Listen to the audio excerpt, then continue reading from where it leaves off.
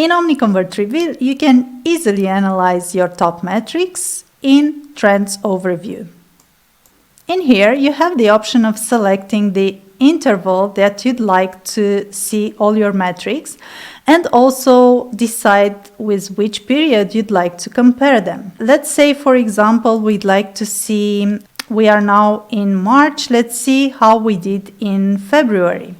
So we are in 2023 now. So I'm going to select 1st to 28th of February, and I'd like to see a comparison for my top metrics from February with the previous period. That would mean the previous 28 days. I also have the option of comparing with the same period in the previous year. So let's do that. Let's see how we did this year in February compared to last year in February. And we're gonna click Compare. And we get to see performance metrics, order metrics, customer metrics, and some product insights.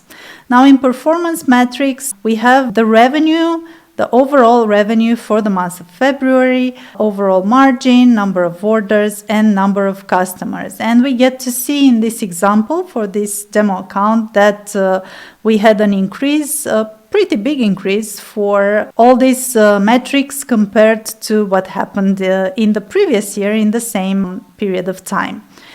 Now, when it comes to order metrics, things are the same. We're looking at average order value, average margin per order, average number of products per order, and average days between orders. Now, keep in mind in here, we're looking at the average days between orders that were placed by the same customer during this time frame selected here in the calendar.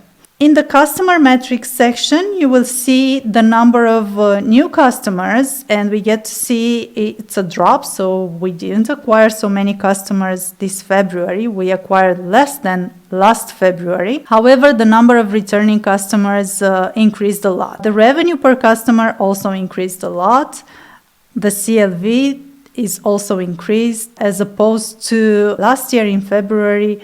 It's actually 85% higher. Now you get to see the movement in two of your RFM groups. You will get to see the top one and probably the one that is at the other end of the graph, depending on how you have your RFM groups built and edited. We don't have a pre-delivery implemented for this demo account, so the NPS pre-delivery is not available. However, we do have the post-delivery NPS on this account, and we see what's the value of it, and we see actually it was higher in February last year. Now in the products inside section, we get to see which was the top product by revenue, which was the most returned product, which was the top category by revenue, the top brand by revenue, and possibly even top location by revenue. For this account, we don't have a location for each order, but most probably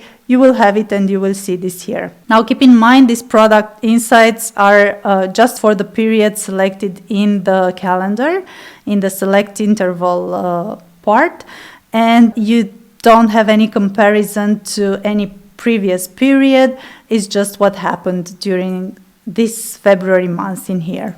In this example, I can also select a custom period to compare. So for example, I don't know if I'd want to compare, let's say, a month where I had my top sales months with November when I ran Black Friday campaigns. I can do that as well. So I can select the time interval that I want to view, and then in the comparison period, I can select a custom period and select the interval in here and compare. And that's it.